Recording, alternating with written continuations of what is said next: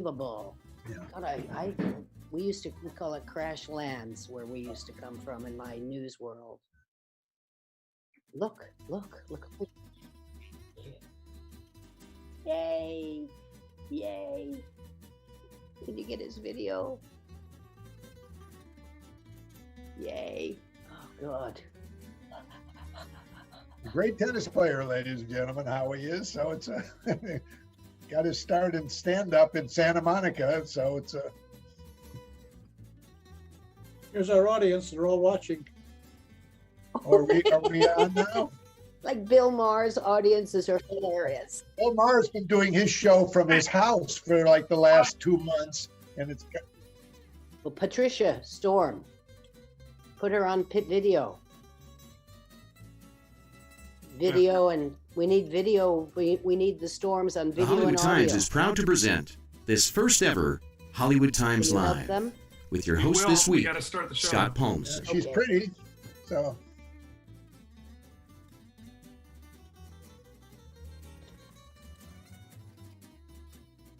Welcome, ladies and gentlemen, to the premiere of the Hollywood Times Live. I am your host, Scott Palmason.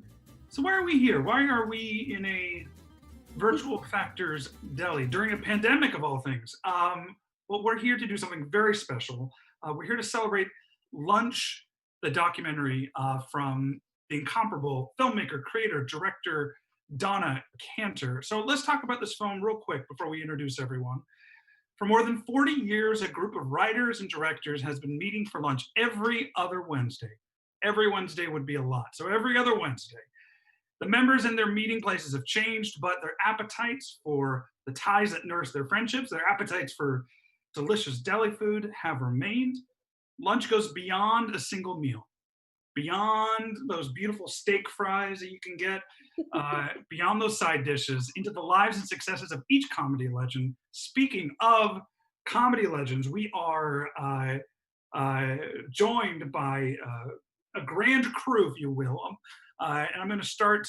Obviously, we have filmmaker, director of Lunch, the documentary, Donna Kanter. We also have Mr. John Rappaport. Now, John, I'm going to embarrass you for a moment and read a couple of your credits. So feel free to take a bow at any moment. What John, terrible embarrassment. So the fact that I am wearing no pants at the moment, that could be embarrassment. Because John, I see we're the way I live. place the computer. John, oh gosh, we're live, John. Somebody's calling my phone. Yeah. Gosh, John wins. Answer the call, John. So John has worked on MASH, All in the Family, The Bob Newhart Show, Ronan Martin's Laughing. If you loved the final episode of MASH, guess who was at the helm? It was Mr. John Rappaport. John, thank you so much for being here. We will be joined, we're hoping, shortly by Mr. Howard Storm. Now, you hear that name, you might think it's a professional wrestler. It's not. It is one of the most prolific and successful and well-regarded television directors of all time. You know, he's just worked on a few shows called Laverne and Shirley, Mork and Mindy, Taxi, The Red Fox Show, Full House, Elf, Everybody Loves Raymond. You know, just a few shows millions of people have seen. We're hoping Mr. Howard Storm will show up. I mean, extra points if he enters in a luchador mask, because I feel like if directing doesn't work out for him, professional wrestling is, I mean, he's got the perfect name for it. Speaking of professionals, we also have Mr. Carl Gottlieb. Now, I'm also going to embarrass Carl a little bit. Being from the comedy world, Carl was a member of the Committee. Now, some of you out there are going, well, what's the Committee? Anybody who's a comedy nerd knows that all good things improv, all good things comedy, at least in my world, come from the Committee. So I honor you, good sir. He also may have written a little fish movie called Jaws, 45th anniversary this year. He also wrote the subsequent sequels. And Carl and I have chatted a few times about this. He also wrote the very first R-rated movie I ever saw. My parents thought that I should see a Steve Martin film. I don't know how old I was, but it was a lot. He co-wrote The Jerk. Again, Mom and Dad, thank you so much. This is the guy who's responsible.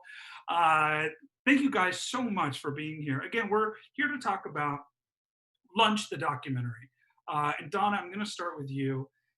Donna, having viewed the film, I was struck by when you go through the comedy world and you are in the industry, these friendships, these connections are everything. There's nothing like having a good meal with friends. This city can feel cutthroat at times. Talk about what inspired you to create this film, and what's your connection to it. Tell our audience. Well, I was so taken by these men. How comfortable they were. I'm looking at you with this background of Factors Deli, where I filmed them.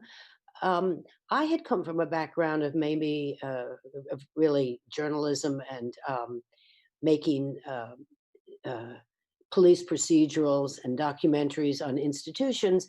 And at some point, I thought I better scratch my funny bone. And I think I had thought of the idea of doing something with these men. The more I heard my father tell stories, the more I heard from, I think, John and Rocky Kalish. I heard stories about the interaction among these men. And I thought maybe it was time to, well, it was high time I did something comedic, let's put it that way. And so when I started it, we did kind of a study with a smaller group at a restaurant. And it wasn't just covering people at lunch, but it was the idea that the waitress kept on the men's punchlines, the writers. And so when I showed those clips and that smaller film to a group of directors I was working with at the Directors Guild and a workshop, they said, we want to know more and we want to know more. And so I think that's the point at which I asked my father, how do you think they'd feel about my coming and filming these guys? It was very intimidating to me because these were really legends. It seemed secretive and they were in the back room of this restaurant. But they were very accommodating, as was the restaurant, and that was the perfect Howard Storm. The perfect Howard Storm. I like that. Even Donna can do the puns. There's never been a perfect Rappaport, that's for sure, or a perfect Gottlieb. But it's a perfect storm is good. So, I'm not Rappaport. Good wordplay. We have this lunch at Factors. Would you like to be a member? What was interesting to me? Yeah.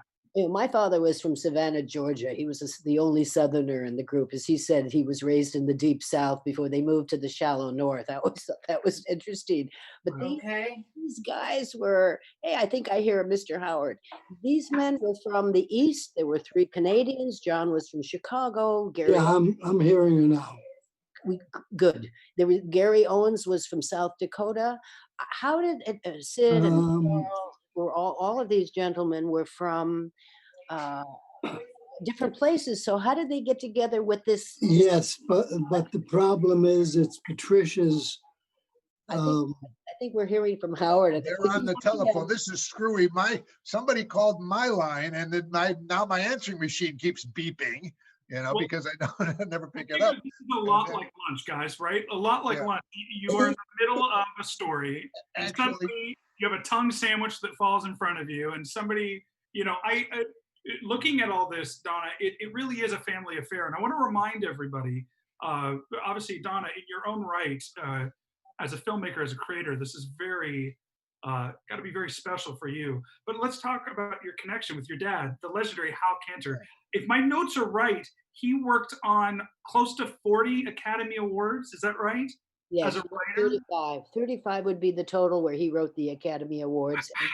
And in the early years, when it was, a smaller event, he wrote 2 by himself. There was before, the entourage of writers came. I mean, but it was, the good stuff was those early years of, with an individual host like Hope and later Carson. They were just spectacular. Steve Martin did a good job too. Oh, wow. Yeah, and he wrote a few, am I right? I heard that he wrote a few of the Elvis Presley movies too.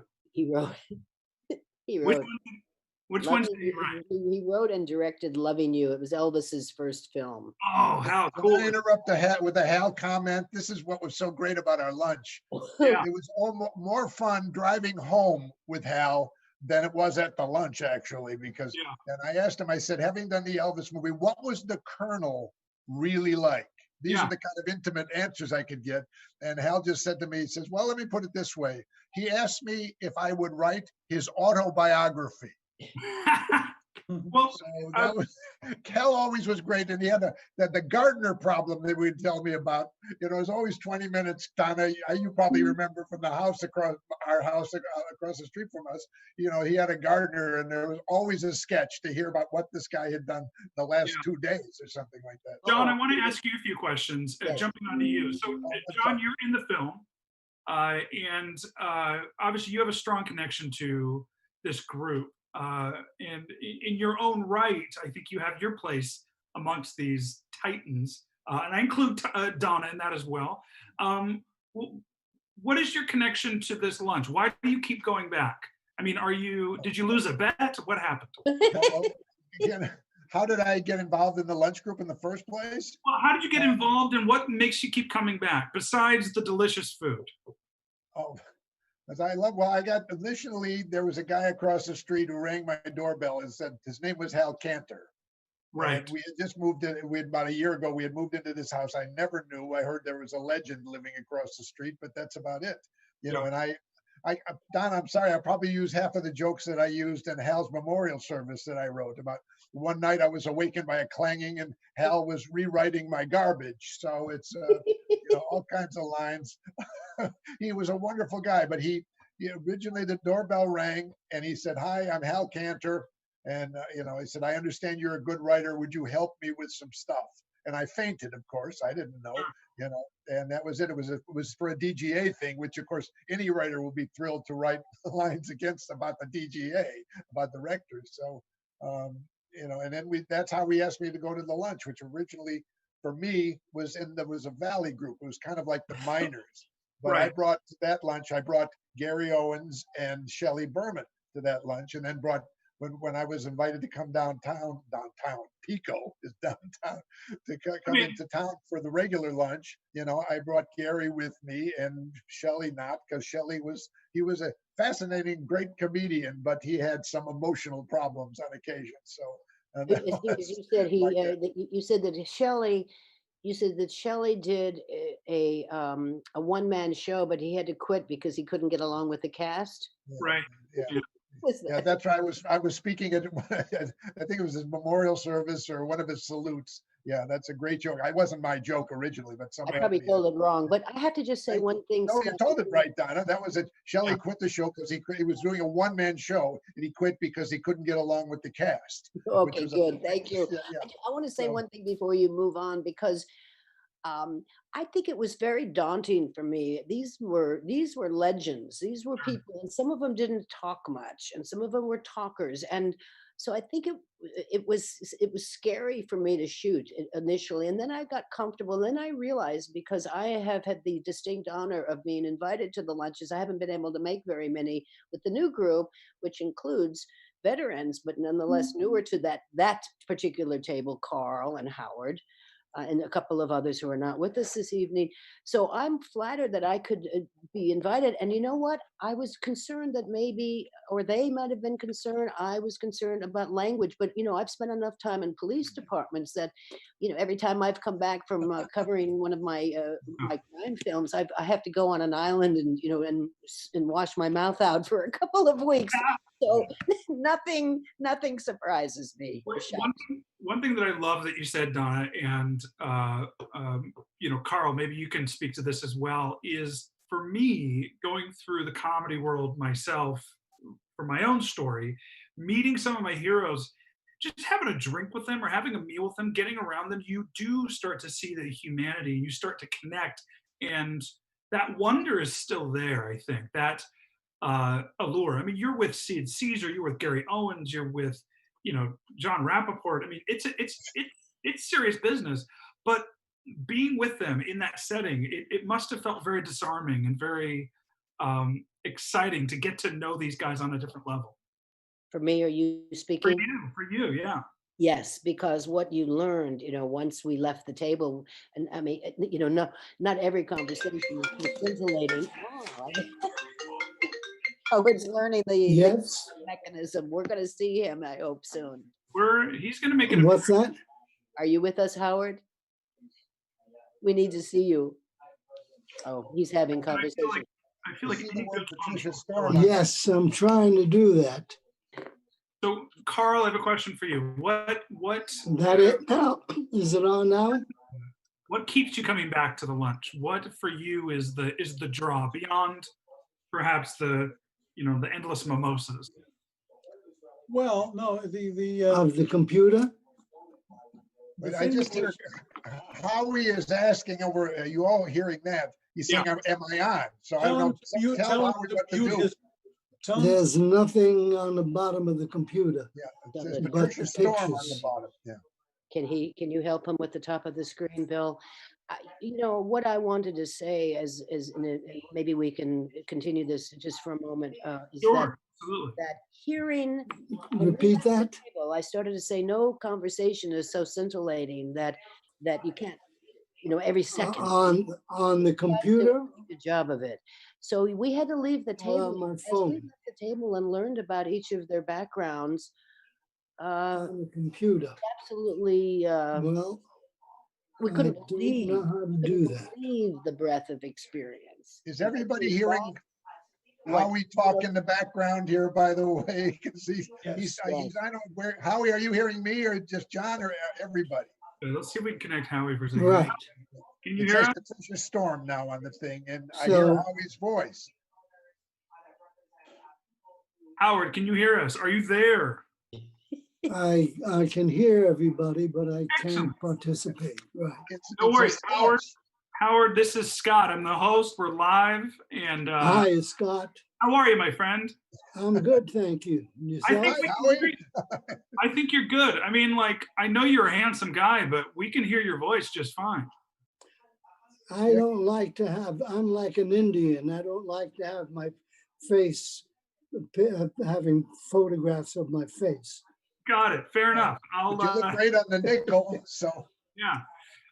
Well, Howard, I'm gonna bounce around and ask some questions. So, pause for a second. Know that we can hear you, and we'll keep rocking and rolling. By the way, Can you hear me? I may have We embarrassed hear you, Howard. with all your credits a little earlier, so that there's much anticipated. Scott, can you hear me? Yeah, we Yeah. can hear you. Yes, we can. Okay. hear you. All right, so Carl, to Yes. you, obviously, you've been invited into this group. You are a young buck. You're the No, new. no, no. Let's be real. I was like 65 or 70, and I knew some of the people personally, like Carl Reiner, and I knew Hal because Hal had emceed the Writers Guild Right. award show that I produced, and I was very aware of Hal and Donna. Obviously, Donna and I spent months together during the 1988 Writers Guild strike. Right. And I'm trying to remember. I don't think I knew John when he was on MASH. No, but I knew you from the John DeSimio gatherings. That's Yeah, what and he always there was used to that hold guy- court. The Yeah. guy whose Sunday night poker game Rappaport and I went to Okay. frequently. But not as a But- poker player. I was he was a peripherally poker player. connected to, maybe a half a dozen members of the group. And and I had been going to the Army's Army group, which had been meeting at that point in Jerry's Deli in Westwood. And the notion of old geezers getting together and talking comedy and talking trash and gossiping and telling war stories about showbiz, that was appealing. And you heard some wonderful stories from these people. So somebody told me when and where, so I showed up. I think I sat next to Arthur Hiller, who's wow. terrific director. And, Great guy, and of course a Canadian. That's why he was a great guy. yes, and he Yeah, always ordered the same thing. It was a hamburger with ketchup and French fries. every day for 50 years. Oh, he never changed his order. It was Well, like that brings me to my next question, guys. I mean, if this is too personal, obviously, just let me know. What is your perfect deli order? I'm going to start with Donna. We're going to go to Carl, and then John. You'll have to tell your deli order in less than 2 minutes, okay? Donna, what is your perfect deli order? Especially in the pandemic when you may not be able to get it. What are you craving? What's your? Maddie Simmons taught me how to eat herring, and I Okay. love herring. Find me some those funny sourdough crackers. I think I have some Wasso. They're whatever. I found them on a shelf. They're crunchy and they're not very good, but boy, with herring, they are great. With So that's my number one. Everything else is Yeah. Donna, you and my, Yes. Well, halva. I would eat. I could eat you a and, pound of. I could eat a pound of halva too, oh, but I won't. okay. But I won't. Donna, if my uncle Denny is watching, he's officially in love because he brings pickled herring to every Christmas. So that's, Where is he? Do I have yeah, to go to Seattle for uncle? I'll connect you two afterwards. Carl, Yes, my, Carl, what's your perfect deli meal? Go. a well-made lox and cream cheese on a toasted onion roll with red onion. Okay. That's Yeah. fun. And I'm- the other I'm way you can measure a deli quality is to order the matzo brie, Yeah. or the matzo brie with cut up corned beef or pastrami in it. And when that's well made, that's a lovely dish. And Dr. Brown's diet cream soda or diet black cherry, or coffee, of course. Each day, Langer's you go for the corned beef. Of course. Factors you The go pastrami. for also corn. They got good. Yeah. The corned beef. The people who order the corned beef at Factors always order it hand cut, and it's Right. and it comes, with enough left over to take home. Yeah. Art's Deli, of course, where you get basically 2 sandwiches for the price of one. You Oh man. got to take you got to disassemble the sandwich and take half of it home. Yeah, I literally, every time I order a sandwich at Arts, it feels like I've ordered a platter. Like Yeah, for a and Cantor's, nothing's great at Cantor's, but they're open late, and they have a lot of stuff there. So and Nate Now's, of course, has the best sliced turkey in town. Oh yeah. And they have good matzo brie also. If So anybody every from deli, he does not speak for all of us. every deli has its own strong features. Yeah. But you judge. I think you judge all delis by their, what they call in Canada, their smoked meats. They're smoked meat. Okay. Just corned beef and pastrami. Very good. Mr. John Rappaport, you have 2 minutes. What's your favorite deli meat? Favorite deli meat is pastrami hand cut. Okay. And Quick enough for you? What's the perfect deli order? Yeah. I don't know, they have these triple decker sandwiches. I usually use a pastrami hand cut and either Swiss cheese or roast beef. That's about it. And on rye, obviously. Yeah. Mr. Howard Storm, can you hear us? Yes, my favorite sandwich is a corned beef sandwich, very lean, Sure. and a sour tomato. Ooh, a sour tomato. What's a sour tomato? Carl, can you? It's a pickled tomato. Pickled tomato. It's a green tomato. Rather than a cucumber, it's a tomato. That sounds really good. If I might add, for Howard's benefit, I think I may have even heard this story from Howard. This is a Carnegie Deli story. Okay. Where somebody And the stage deli. No, I think this was it might have been the stage, because Max Asness, that was the stage deli, right? Yes. Okay. At the stage deli, I heard this encounter reported to me. It's a lunchtime rush and a lot of things. All of a sudden, and they have that high counter where the cooks are in the back and they just putting the orders up on top of the counter to pick up. All of a sudden, over the top of the counter from the kitchen comes a whole smoked pastrami, 6-pound chunk of beef comes flying over and lands on the ground and bounces rubbery from place to place. Yeah. And the angered cook's voice comes from the back. How many times I gotta tell you, don't order lean?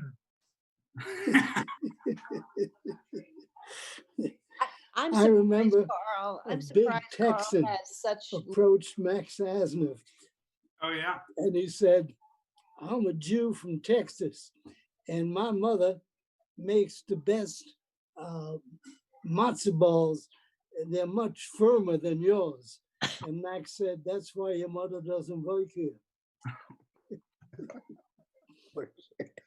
I started to say, Carl, I can't believe you know these menus to the. But we we got to shopped. go on a bus tour, get on a bus with you, and you take us to all these places. Oh yeah, and I remembered at Cantor's, I love the rare roast beef on a Kaiser roll with chicken fat and Chicken. Yeah. uh, but you know, So Did you talk to?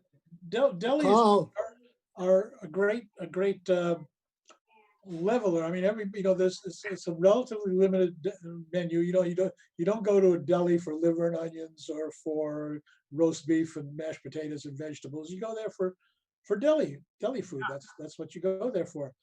if I you have guys to- come into Carl- this is my own version, but I'm from Seattle and I went to college down here, and pea soup Anderson's on the 5 was like my heaven. And again, it's diner food, right? It's a deli. It's got the pea soup. But man, after like 6 hours on the road, rolling into pea soup Anderson's, like with my family, my dad, my mom, and all of a sudden, and it's scary going to college, and I'm halfway down the state, and then you come to this diner, and they're like, "Come on in!" Like everybody's welcome.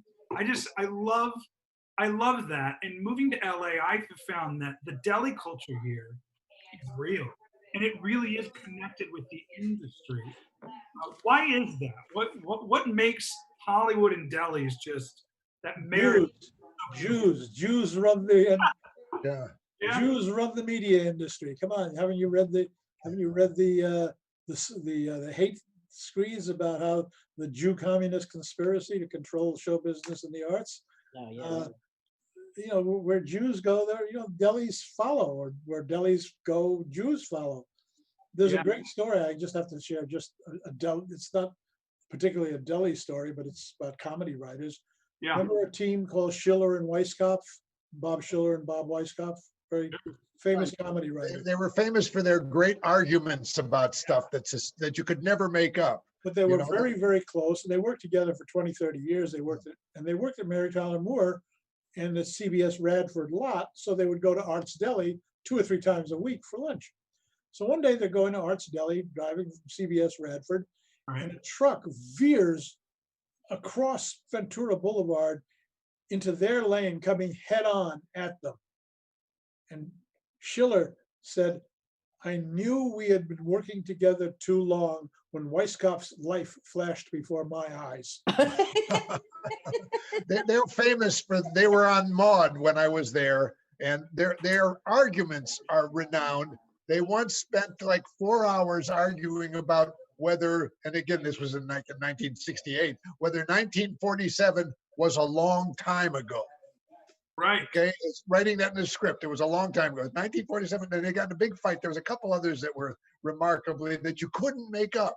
So what things that they argued about. One of the stories out of a writer's room that everybody at that table, that Factor's table, would recognize, and Howie can bear me out on this. Somebody shouts, "What's a funny room number?" And yet, 427. Is it 315? No, not 4. 315 is not as funny as 427. Right. And there were numbers that worked better for a joke, and nobody could quantify that. Neil Simon came the closest to it when he did "Words with a K are funny, chicken is funny." Right. By the way, that whole bit, about the great K argument at the beginning of the film version of the Old Man Show was that with a K, that was all written to get the movie outdoors off the stage. Because I ran into Dick Benjamin. I said, that's one of the great routines. Walter Matthau talking about K is funny, J is not funny. But he said, it wasn't in the play. We just did it to get an opening to the movie that brought it outside before you just saw 2 cockers in an apartment building for 4 hours. So it's that was we shot Broadway Danny Rose at the Carnegie Deli, but All right. but in reality, we always went to the Stage Deli. That was where we hung out at night after work in the clubs in the village. We'd come uptown and go to the Stage. Howie was one of the guys in the deli, by the way, in case he would not mention that he was in the movie. It was great. So he was one of the guys around the table. Yeah. Oh, the table of Howard, the comics. Howard, I want to ask you a question. So having, started in stand-up, and obviously you had a strong affinity to comedy. this whole idea of lunch is about friendships, and I would ask. I'm going to ask you guys in a minute, but I want to talk with Howard for a second. It as a director, I imagine that you created some strong connections with performers, with fellow writers, with fellow people. What does what do those connections mean to you as a comedy, titan, if you will, if I may call you that? But also, like, what does this lunch mean to you, and having that connection throughout your career? Are you asking about what drew me to comedy? Sure, I'm asking what drew you to comedy, but also what keeps you coming back to lunch? I want to see Carl. Yeah. I miss him. The answer is just Carl. We've worked together on and off for what 40 years. When I first saw Howard Storm. I first saw him when he was playing The Hungry Eye in San Francisco, and that was like 50 years ago. Yeah. You did the joke about Ovaltine. Ooh, do we know that Ovaltine. joke? Yeah, I did a Howard, can you did do a that joke routine for us? about going through Germany. Yeah, I know. I would go, and Howard, of course, would come and see because the great thing about acts that played The Hungry Eye, Hungry Eye was dark on Sundays, and the committee was dark on Mondays. So we could go see, if a show opened at the Hungry Eye, we could go see it. And if something was playing that someone at the Hungry Eye wanted to see, they could come over to our place. Yeah. Or dark the same night, so you could see the acts. And there were, in San Francisco in the 60s, there were Lenny Bruce and Mort Sahl and Shelley Berman and just great acts were passing through town. And they all played at either the Purple Onion, I think that's the Smothers Brothers' home venue, Right. or Enrico Bandini. It was also a great city to live in. Yeah, It was just the best. San Francisco was something special. I don't know what, but it was very special. Yeah, it's the air, it's the fresh air off the Pacific Ocean. The fact that, it's just, San Francisco is a great city, even to this day. I mean, Yeah. There, see, let me. There it is. Yeah. There's North Beach, right where my finger is. Yeah. Yeah. You're a giant there. Look at that. Donna, I'm struck, Donna. I imagine that there's a part of this that is obviously, as a filmmaker, to be celebrating something that you've created is great. But I imagine there must be some nostalgia being around all these guys and having the stories and having grown up around this stuff. Bingo. You when you were talking just now, I felt this sense of loss with the two Bobs, Weisskopf and Schiller, Sure. who were outrageous and wonderful together. And it made me think to ask, does the lunch environment replicate or duplicate the experience of being together where the best of your work comes in groups or in a team? And so the question is, for those of you who work alone, my father worked alone mostly, but he was very good with working with the team. And I think those relationships, they were almost like marriages with those kinds of partners. Schiller and Weisskopf are perfect examples of the absolute outrageous humor that comes from it. I mean, I remember, stories about teams where there would be one partner would have to go to see a psychiatrist, and they'd wait in the waiting room. They'd be working up stuff, and they would be working out routines even to impress the psychiatrist with one of them, or repeat a story that was so insane. And I think that the question I would like to know from Carl and John is, does that group give you something of that collaborative experience that it has driven your work, and have you enjoyed working with people, with partners or others more? And that it could include, as Howard knows, and Carl too, and John is in directing others. Go ahead, Carl. If I may,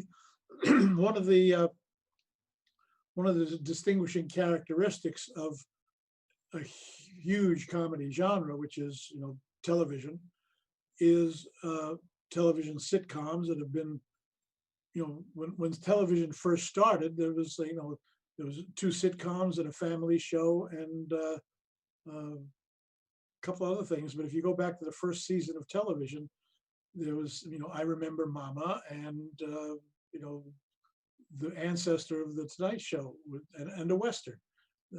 But the nature of comedy, if it's not a solo, if it's not, stand-up, which is a solo performance art, it's a collaborative form, and the table at Factors is in some ways a perfect writer's room. It's just a lot of fucking funny people telling stories, topping each other, adding, building on what somebody else has said. It's a classic example of yes and, where each story sparks another story and then another reminiscence. And people like Hal, who had this, history that going back 40 years, and who's one of the best one-liner writers I think the business has ever seen.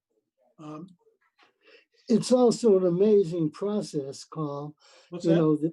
Being in a room with 5 or 6 other guys who are funny, and everybody's pitching, to try to get the show to work. And there's a special kind of thing that takes place that's hard to explain. But there's a camaraderie, and and it's not a matter of anybody trying to be the funniest guy in the room. You're working off each other. Exactly. And it's a great process. Yeah, the best comedy rooms are rooms in which, everybody kind of surrenders their ego at the beginning of the writing session, and for the next 4 or 6 or 12 hours, if it's a rewrite night, you're just trying to make the show better. You're just trying to find the right joke, the right time. Sometimes a joke will be very funny, but it won't be correct. It won't be right for the moment, and then everybody says, "No, not right." It's a good joke. There was a moment I was in a writer's room at MTM, and it was Jerry Belson and Gary Marshall for that. Gary Marshall, Jerry Belson, and what's his name, Ed Weinberger and Jim Brooks. It was quite, it was an incredible room. Yeah. And as people are pitching and throwing ideas, and a joke came out. And in MTM, this is before they used to, the MTM process. They had 2 stenographers writing down everything that was said in the room. Wow. And if an idea went by and nobody you couldn't remember it, you'd turn to the stenographers and say, "What did he just say?" And they'd flip through their little pads and find what was said. Comedy courtroom. It's a comedy courtroom. Situation comedy basically changed by MTM and Norman Lear. The tandem, actually, because they had room-written shows. They had people, Schiller and Weisskopf, but every script, the story every I was about to tell, John. Pardon? I'm sorry. The story I was in the process of telling was that at a moment in this room, a joke came out, flying out of the air. That was a perfect joke. I don't even remember what it was, but it was like a perfect setup, punchline, hysterical. But it wasn't right for that moment in the show. And everybody knew it. And we all looked at each other, and Jerry Belson articulated. He said, "All right, that's a good joke. We all know that, right? So rather than somebody steal it, let's agree that whoever gets it on the air first, it's their joke. Because we're all going from this room to other writers' room, because everybody in that room was on a different show. They came together as a favor to Lorenzo Music, whose pilot it was. So he said, okay, whoever gets it on the air first, it's their joke. And everybody said, okay, that's fair. And somebody plugged it into a script somewhere across town, and the joke survived. But it wasn't right for that moment. So John, in terms of looking at this lunch and the camaraderie there, you've been in some writer rooms. Obviously, you've led some writer rooms. Does it feel that way? Does it feel like art by committee? Well, actually, just going back just a little bit, to me, situation comedy changed very immensely when Tandem and MTM started doing great shows, and they were all what we called table written, even though there was Burns and Brooks were put together as a team, but the stories were all written. And like we ended up doing Alan Burns was also very important in that thing. He was Jim Brooks' partner. Yeah, I said Burns and Brooks. Yeah, so it's but they were all there together, and of course we know where Brooks went on to make great movies, but it was the teams that separated Tandem comedy and MTM comedy from all the other just sort of pleasant little sitcoms like The Partridge Family, stuff like that. But if you think about the history of comedy, and who doesn't, the very first, your show of shows, the very first comedies on the air. I mean, the show of show writers' room was one of the legendary writers. Neil Simon, his brother Danny Simon, Mel Brooks, Mel Tolkien, Woody Allen, Zelma Diamond, Woody Allen, and Gary Marshall, it wasn't Gary Marshall. It was no, it wasn't Marshall. It was somebody who was in that room. Was in Carl Reiner. And Howard Morris.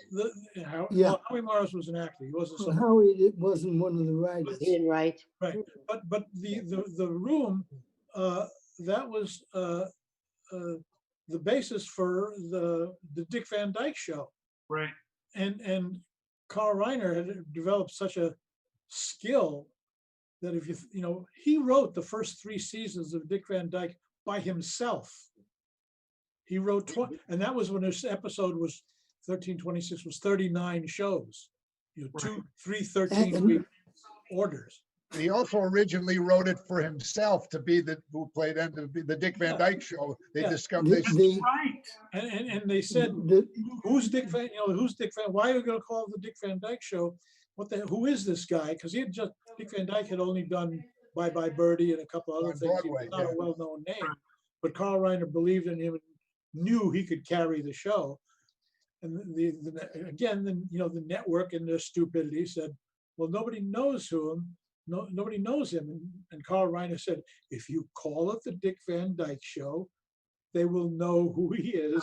Who he is. And we'll never have that it'll never be an issue. And sure enough, that's what they did. And Dick Van Dyke became a huge star, and the show ran for years and years and years. Howard. And gave everybody an idea of what a writer's room looked like. Supposedly Carl wrote that show for himself when he was in, and they did the first show, and they showed the pilot. And this is one of Carl's favorite stories. He said it was a great pilot, and Carl was playing the lead, the comedy writer, and it was a thing like that. Sheldon Leonard said, it's a great show. The only thing is, and this is what Sheldon said, the only thing is we're going to have to find a funnier you. Yes. Okay. And Carl was replaced. He wrote the whole first season while he was in the Army, and then they found this guy doing a show in Broadway, Dick Van Dyke and then there was Sheldon Leonard also talked about, he says, and we couldn't find it. There was a girl whose legs were on Dick Van Diamond, or was it not Dick Van Diamond? It was the detective Richard Diamond. It was and there was a girl. All it was she was a switchboard operator, and all you saw were these gorgeous legs. And, and he said, and Sheldon just said something. We're looking for that girl with the 3 names.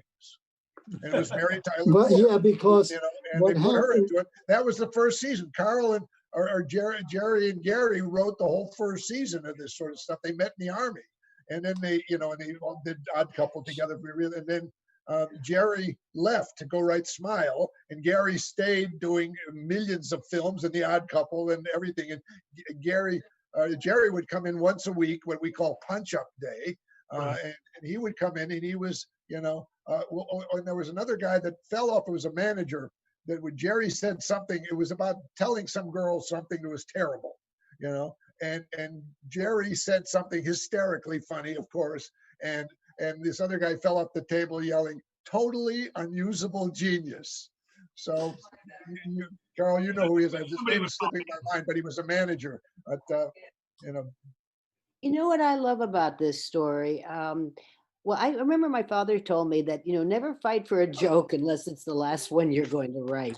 It's like, That is so Hal. right in the room, in the room. But I remember speaking to Chuck Lorre briefly at one point where he said that there is no place now where you really can learn your craft as a comedy writer. And you're really talking about a time when, I mean, I can see the hustle and the bustle of the show of shows, even when you see the actual shows, how insane they are and so deeply funny. That people are learning their craft along the way. All these places that you're speaking about, where you're in the room being competitive, whether it's the last joke you're going to write, there's a way that the learning took place. I'm not sure it's there anymore. Carl, Mel, you Mel, At Mel Brooks, lunch, Mel at Brooks was lunch, famous for when he was pitching a joke. He would, and because he was short and young, he was the kid. He was the new kid in the room. Uh, uh, Mel was famous for literally jumping on the table and yelling over everybody until they finally got the joke. Yeah. And everybody would say, Mel, come, calm down. It's a good joke. Don't worry about it. And I hate to tell you this, there was the writers' table at Paramount where Mel had asked my father to would he let him come to that, please, he was new in town, he wanted to meet everyone, and he did that very thing. He came and jumped on the tables, and afterwards Billy Wilder said, "Don't ever bring that man here again." I asked Sid who at lunch. Rarely, we could hardly hear him most of the time. It was great on your because you had him on a microphone. But Sid, when I was a kid, he was brilliant. Show of Shows was something we all watched. It was live. And Carl one reason somebody told me that he mainly got Howard Morris because he could lift him. Okay, Sid was a very strong guy anyway. He was, yeah. He was tiny and he could pick him up. But I asked Sid, who was very quiet at lunches because he had a terrible Donna. You got him on microphone. It was great to hear him because he was a legend when I was growing up. But I said, who of all the people you had, and talking about Woody and Neil and everybody else, I said, who's the best writer that you ever had on that staff? And he said, Larry Gelbart.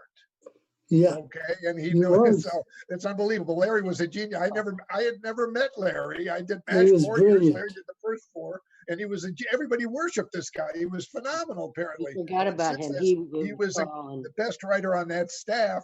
And then he told me a joke that he wrote. He said he wrote a joke about the guy when they played in the band, and they had the band, and we have another guy. His name is, we call him Radar. Now, this had nothing to do with the MASH Radar. This is way before that. The guy was Radar. He said, because it was a jazz group. And he said, we call him Radar because he warns us anytime we're approaching a melody. So, I mean, that's the kind of thing that Sid remembered. And Donna, it was so great on your video, and your thing, because I never heard Sid while he was sitting there. When I was a kid, there was this incredible guy, and he loved the thing. This Is Your Life was one of his favorite sketches ever. I got there just after Sid, but he was very, very frail in his last years, so he wasn't really. You couldn't hear him. He never spoke at all. Although it is true, as one of the strongest men in show business. Yeah. Rob Reiner tells the story, and Mel has confirmed it. Sid held Howie Morris by the ankles out over the sidewalk, 10 stories up. For some reason, I don't know. He was trying to make a point. Yes. But he grabbed Howie Morris, turned him outside out, pulled him out the window. And he could have dropped him 10 stories. He would have been splattered. But, then he brought him back in and the moment passed. But Sid was capable of that. The other thing that Rob tells a story that one time during a sketch, they were doing fast changes because your show of shows was live. And Sid comes off stage after a sketch and just punches a hole in the wall and just rips things apart and picks up a desk. The dresser had given him a shirt with the pins still in it. And because it was a fast change and he had to go back on camera in 30 seconds during the commercial, he put the shirt on, buttoned it up, and it was all full of pins, and he had to do the scene with pins in the shirt. Wow. And he had to suppress all his pain and anger until he got off. When the sketch was over, he went off stage and there was a dance number or a song or something going on, and he just through and fit off stage. You know, one thing I'm struck by, guys, just in chatting right here, is I almost get lost for a second, and then I realize, oh yeah, we're live, because it's so wonderful to chat with you guys and to hear the stories and ultimately find. This will sound really corny, and feel free, anybody can roll their eyes, but we're in a time when we truly are trying to figure out, like, are we in this together? And we're talking about lunches where we feel like that we're better together, writing rooms where we're better together. And so I'm really struck by this and by how easily we can slip back. There are also legendary stories that probably never could have taken place. I think it was telling a story about Sid Caesar was incredibly strong as a young man. You know, even though he was weak when he had lunch, he was unbelievably strong. And there was a taxi driver that gave him some crap. I think Carl told this story. I'm not sure. Yeah. But he said to the cab driver, he said, all right, now close your eyes and you're going to relive your birth. And he pulled him through the no draft of the car, which is, of course, that to be made up, but you can't do that. You know what I'm talking about? They call them no drafts or wind wings, whatever they were. He reached in the cab and pulled him out through the window. Oh, yeah, wow. but it became the window, but it became the story. The I heard little became side the no window. draft. Yeah, but the Was it story the side exists about relive your birth, right, Carl? But the interesting thing is both Jackie Gleason and Sid Caesar were brilliant sketch comics, Sure. but their stand-up was not good. Neither one of them was really a good stand-up. Isn't that interesting? Yeah. Well, Sid Caesar was everybody that I never knew Sid Caesar, but not Sid Caesar, rather Jackie Gleason, when he went to Florida. And he made his writing staff go there, and he didn't want to read. He made them slip their material under his motel room door at the end of the day. He was not a beloved guy by any means, Jackie. So I'll tell you a quick him, Gleason story. He was working in Staten Island, a club on Staten Island, and somebody heckled him. And Gleason, being a street guy, said, I'll tell you what, pal, why don't you and I meet in the parking lot after the show? So the guy says, okay. They go out to the parking lot. The guy hits him one shot and knocks him out cold. It was Tony Galento, Oh, who was a heavyweight fighter. Howie is also our boxing expert. Yes. Any question dealing with boxers, Howie knows the one story that I love that he told. I won't, you know what I'm talking about. Two-ton Tony Galento. That's it. Two-ton Tony Galento. Two-ton Tony Galento, who knocked Speaking of Joe two-tons. Louis down. He lost the fight to Louis, but when he fought him, he knocked Louis down. Yeah. Yep. Speaking of he two was, tons, I want to. Well, you was know the story that I love, right? With the old man. Tell me that one. Gleason went out to the parking lot not knowing who he was Right. to fight him. And if you Gleason got knocked out cold. If you enjoy reading about those encounters, you will love Howard's book. Oh, Perfect yes. Storm, Yep. because it is filled with people getting knocked down. Well, I wanted to go, speaking of two tons, I want to, first of all, thank you guys all for coming. We're going to, thank you guys for bringing us together, especially Donna for celebrating this awesome thing called lunch. And I think it's amazing. What I want to try to do now is what I want to try to do with you, Carl, is talk about the 45th anniversary of Jaws. So before you do, plug my book, Carl. Yeah. The book is called The Imperfect Storm, and you can get it on Amazon. Great book. I read it. One of the few that I've read in the last 10 years, but it's really great. And we got to give Steve Stolier a mention too. Steve helped him with that stuff, but that was Howie's life and all of Howie's talking. So that's a great thing. Great book. Imperfect Storm. So Carl, I'm going to embarrass you for a little bit, but we want to talk about this. It is the 45th anniversary of the Fish film. And I'm sure you've been asked a million questions, but I want to tie it back to your days with the committee. I want to know from you, coming from that comedy background, for me, Jaws is one of those films that set the tone for thrillers, for sci-fi, for those 80s adventures films that allowed for comedy, allowed for brilliant music and direction and choices of acting and writing.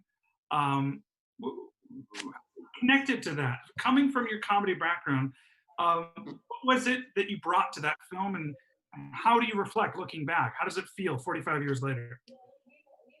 Well, there's no way to predict on any project what the future will bring. Nobody at the time knew that it would be what it was. It's historically the only thing. Oh shit! Oh, there's Larry Hankin, but it says Marty on his screen. Larry, it says Marty. Anyway, I was hired first as an actor because Stephen and I were hanging around and were pals. Right. And I'm going to show you something that goes back to 1974. The original script? Oh, is that it? Yes, we have to show it, bring it up to full frame. It's not showing up. Oh, there, now we see you. Oh, it's out of focus a little. Pull it back a little. It's a little wider. Okay, it says, help me out, folks. Is that like a draft? It's a 2-page précis. It's called Old Timers by Carl Gottlieb, based on an idea story by Steven Spielberg. January 1974. Oh, wow. Who's this Spielberg guy? 2-page movie outline, or 3 pages, and I just found it in my files, and fuck, it holds up. It's still good. How come he never amounted to anything, Carl? Who are the Old Timers? Are they in the fishing village, or is it another film that I'm not getting? No, it's the working title. Well, the title for the outline was Old Timers. It's about 2 veterans of World War I, a German and an American, who fought each other in the skies over France, and went on after the war to be given the heads of gigantic industrial enterprises. One was like Krupp's or Siemens, and the other guy was like General Motors, and they became billionaires, but they were still rivals. And they carried their rivalry as pilots and combatants into the real world.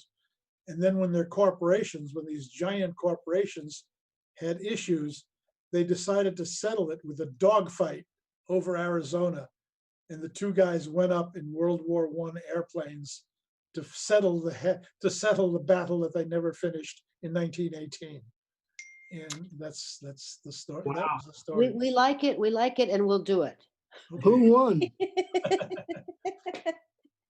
I think Trump had the wrong date for 1918 too, and it was talking about the War of 1920 or something like that.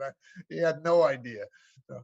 It strikes me in this industry how people who come from comedy seem to branch out into all these amazing arenas. Well, and I think Howard will bear me out in this. In order to do, there's no stupid comics. The comedians, at the worst, require a certain intelligence. You can't see the humor. I agree. Tell jokes. Right. You don't have some basic intellectual qualities that are missing in a lot of performers who are just egos. I mean, find that, if you're a Kardashian, you're not going to find the jokes in anything. Right. But, if you're a comic, you will. Now, I had worked with Stephen writing ideas for movies. We had the same agent, Mike Medavoy, put us together. And we couldn't sell anything because Stephen was going to be locked in to direct, and nobody would take a chance on the kid. Yeah. But I worked in 2 of Stephen's movies as an actor. I was just a day player, and I improvised my part. Yeah. And then Stephen said, I'm going to do this. Then he went off to do Sugarland Express, which was well received by the critics, but tanked at the box office. So he knew he had to have like a popcorn picture if he was going to make a name for himself as a director. So he found the script for Jaws and said, it'd be great if you were an actor in the movie. You could be on the location with me, and you can help with improvising. I'm going to use local actors. I don't know how well trained they are, but you can help. So I said, great. So he gave me the script. I picked out a part for myself, and it was a big part. because in the original release prints of Jaws, if you see them, it says, Roy Scheider, Richard Dreyfuss, Robert Shaw in Jaws, with Lorraine Gary, Murray Hamilton, and Carl Gottlieb. I had equal billing to those three. You and Murray Hamilton together, huh? Yeah. So, but unfortunately, we got, and then he finally sent me a copy of the existing script, and I gave him a whole bunch of notes, which he shared with Zanuck and Brown, and they figured it would be good if I came on as a writer, because the script definitely needed a rewrite, and Stephen was too busy directing to do a rewrite also. So it was 15 days or 16 days before start of principal photography. And I was story editor on The Odd Couple at Paramount for Gary Marshall. And I quit The Odd Couple on one day's notice, got on a plane with Stephen. We flew to Boston, where he was casting extras and bit parts for the movie. And we shared a house in Martha's Vineyard. Oh, no. And the cooperative, what I knew from comedy, what I knew from improvising, right, made tremendous sense, because there's no time for an ego. There's no time for, here's my vision of the film. It's right. What the fuck are we shooting tomorrow? Is it written yet? Oh no, it's not written. So let's get it on paper. So at least when the actors show up on the set, there's something for them to read. So, and the whole film was written that way. And it's not an ideal way to write a movie. And it's just, one of the lucky accidents of all time is that the worst way to do a movie turned out that movie. But Yeah. my work in writers' rooms and working with comics and working with improvising actors, where you surrender your ego to the requirements of the story. The project is the most important thing. That's what you got to do. Well, just like the process of Jaws, I hear that shooting Jaws at times felt like an imperfect process. We are also kind of, figuring it out as we go as well. Carl, we had somebody that wanted to ask a few questions. Sure. and say hello. And if he can hear us, Marty, are you there? Marty, can you hear us? Marty, are you ready to go? Marty? Larry, that's Larry Hankin, and your microphone is muted. Look down to your bottom left. You gotta unmute. Or the little dots on top. No, Okay, there you go. There you go. Thank you. Very good. It's not Marty. That's Larry Hankin. The same. Yeah. So Marty, but what I heard was that I would see a picture of a fish, but what I see is a gentleman with headphones on. Really? Are you kidding? No, that's what I see. I see you. Wow, man. Well, then it's blown. It's blown. But here. I don't know how to do this. Well, just show us the picture of the shark, and we'll do the bit. We're gonna do it. We're gonna just force this bit. You know what? We're just gonna do it, and we'll pretend that the shark showed up as is. So here we go. Are you ready? Well, I don't know how to hold the shark and the camera at the same time, but I'll try. Okay, good. There's no light in here. Yeah. There's So no light. you're good. We can see it. We're perfect. So The shark has Okay, wait a pearly minute. teeth, dear. Can you see it now? Yes, yes. yeah, we can see it. So, much like the production of Jaws, this feels a little bit like that at times. Is the shark Exactly. working? Is it not working? So Beautiful, beautiful. let's pretend. Let's go with the conceit. I know Carl's looking around like, what have I bought into? So, Carl, the shark from the movie has called in. He wanted to interview you. Yeah, I see you have an effigy of him. His name is Marty. Marty, thank you for joining us on the broadcast. We really You're welcome. Before we talk about your part in this movie, I know you wanted to kind of, you wanted to confront Carl. You want to talk with us. Even in the way I wanted to talk about the movie because there's certain things in it that I have a few issues with. Sure, Marty, I absolutely understand. Of course, you're talking about Jaws. We're here to celebrate the documentary. But you're speaking about Jaws. So, what are some of your likes in life? Let's just start there to get to know you, Marty. May we have a Okay. strain of Mac the Knife first? Sure. Oh, the shark what? has pearly teeth, dear, and he makes them pearly white. So Right. Bobby Darin, ladies and gentlemen. Right, easy. Marty, you have the floor. Go ahead. Oh, okay. Well, I have about 5 actually. I have a squid, a seal, and a beer. I'm a happy guy. I don't know, diving deep. I like to dive really deep. Deep. Just go down, down, down. Good. Until where it's black, and just before your nose hits bottom, I turn. And then I use as much tail action as I can, and I head straight up, and I see a seal at the surface, and I grab the seal, and I break the surface, and I go flying into the air with the seal clenched in my teeth, and there's a photographer with a slow motion camera at the bow of a boat. That I really like to do. Wow. That's show business to me. That is show business. Tail action. And property damage, and then feeding frenzy are my 2 others. Got it. So tail action is a little different on the surface. I mean, it's a little different thing. Yeah. Well, fin. It's a fin action on the surface. It's a little different when you're in the valley looking for some fun. So, some dislikes. What are some of your dislikes, Marty? Now, dislikes would be coastal developments. I don't like coastal developments. Orcas, oil spills, seafaring property. I like to damage property. That and mercury and other sharks. I don't like to hang out. So much has been written about Jaws, Marty. It's so much. And again, I thought your name was Bruce, but I mean, if your real name is Marty, I want you to. No, it's Marty. Marty, Oops. right? Yeah. Okay. Look, this is a high-end production. It's okay. We'll fire the cameraman. So, can you give us any new information about Jaws? Obviously, we have Mr. Carl Gottlieb here for the anniversary of the actual night. Well, I think the whole movie, which is why I'm writing a book. The whole movie is a lie because look, I sold my rights to my life story to Robert Benchley to write a book and a movie based on my life. So I got a lot of money, so that's okay. But the movie is not what happened, and I'm stuck with this ruined reputation. Like I'm the bad guy.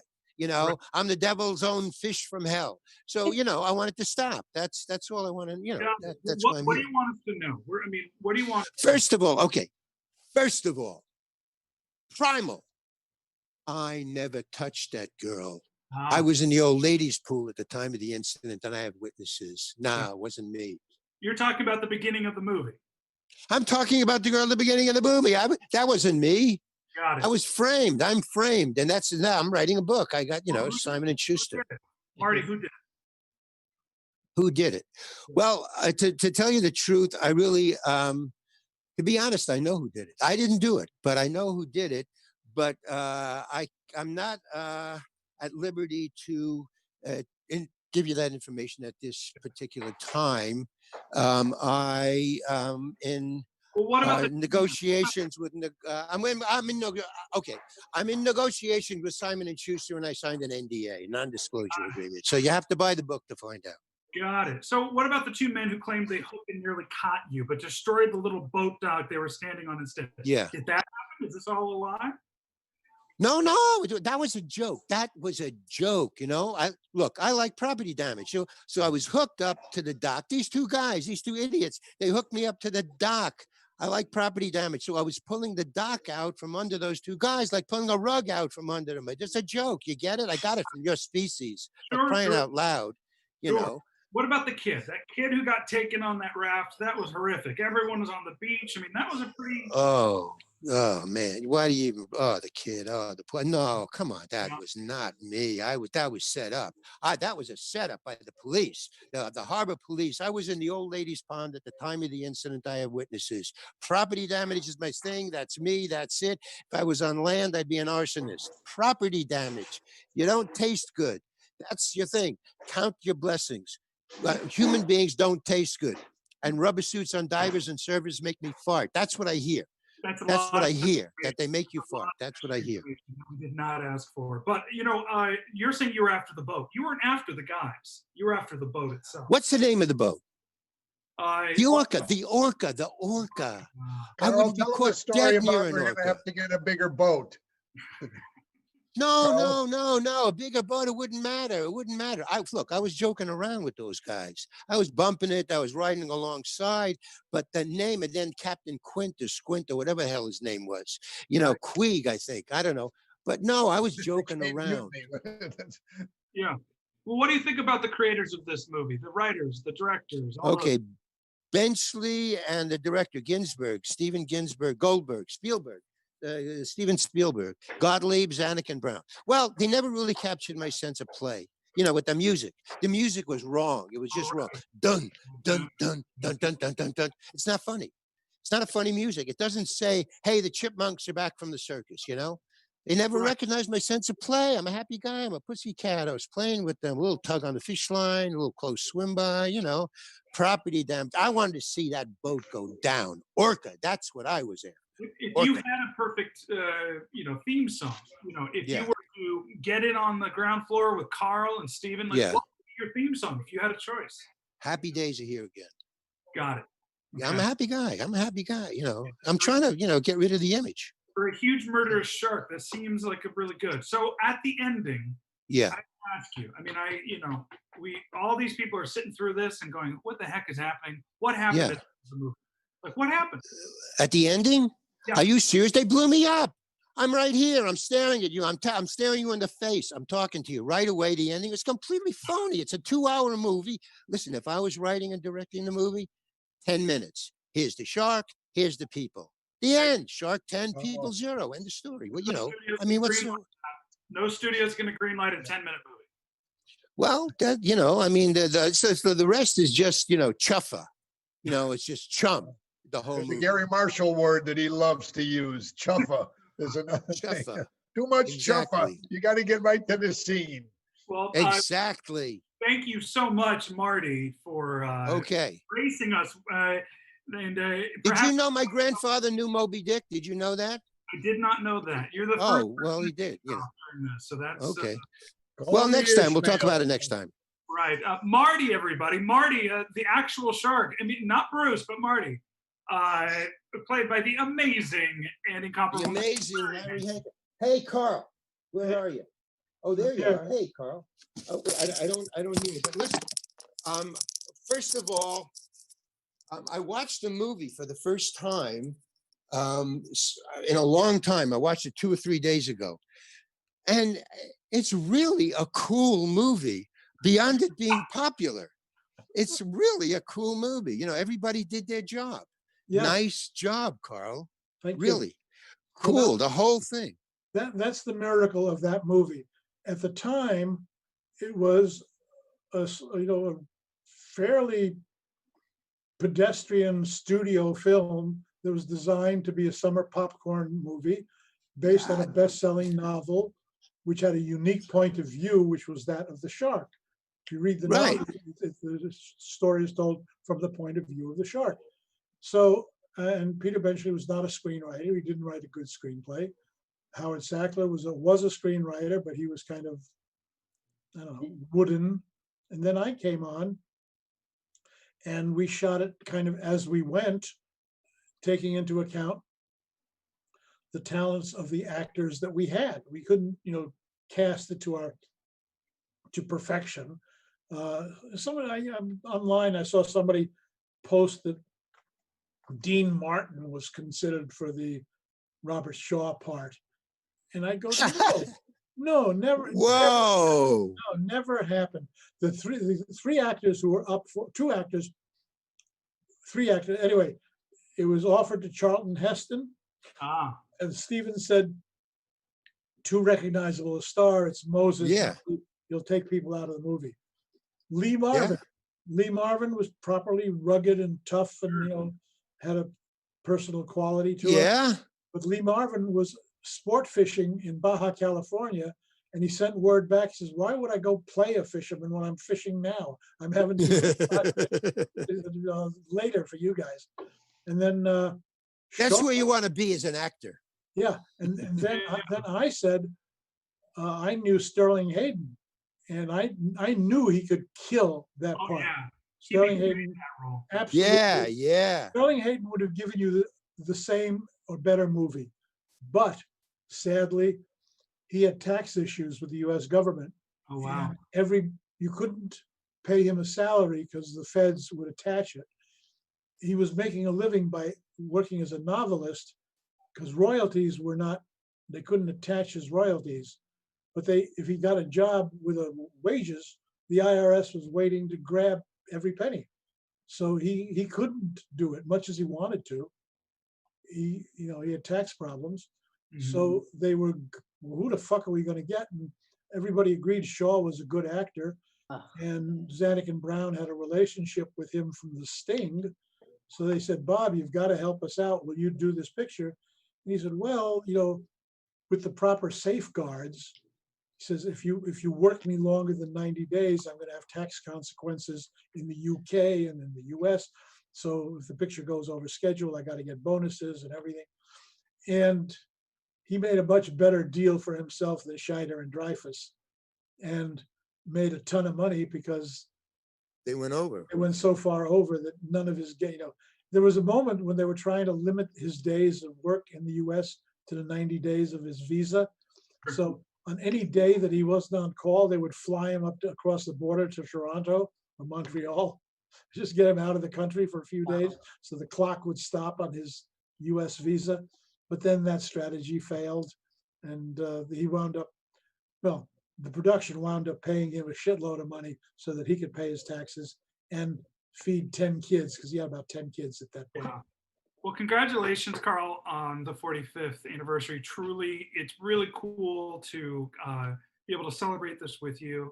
And thank you to everyone for joining us. Today, Scott, it's actually, pardon me, but today is the actual anniversary. I know. Tonight was the premiere 45 years ago. Is that correct? Wow, man. Yeah. Well, 45 years give you ago a round of today, applause for that. Very congratulations to Carl. June 20th. Yeah. It's really wonderful. And it also, I want to obviously thank you to the wonderful, incomparable Larry Hankin for joining us with his I knew him when. to Howard Storm, thank you so much. Mr. John Rappaport, you are a delight. Thank you so much for joining us today. Carl Gottlieb, congrats again. And thank you. Congratulations, Carl. And to Donna, congrats on this film. Guys, if you want to see this movie, go to lunchthedocumentary.com. There are instructions on how to see it. I highly recommend it. Again, thank you to everyone for participating. Thank you to the whole crew and everyone for putting this together. And yeah. And thank you, Scott. Oh, absolutely, guys. Let's do this again. Yes. Next time, let's do my place, okay? Sound good, everybody? Yeah, but You got a deal. only with Carl's tour of all the delis, and we'll pick up Please. everything along the way, and we bring it to you. Your tour of delis, I could watch for hours. We'll talk. I'll have my people call your people, okay? There is a book called Save the Deli, by the way, that a guy did research all over the country about the best delis. And Okay. we had a thing for him at Cantor's. He's the Carl, author of what's our that next book. show? 20 years ago. No relation. There's a That great, has been the premiere of the Hollywood Times Live. Thanks for standing true with us, just like a real production. We had our bumps, but it was such a delight. Scott, before you do this again, look into a piece of software called GoToMeeting. GoToMeeting, okay? We're doing it. GoToMeeting. Thank you guys, everyone, for joining us. This is the official sign off. Good night. Thanks so much, guys. Good night. Thank you. Take care.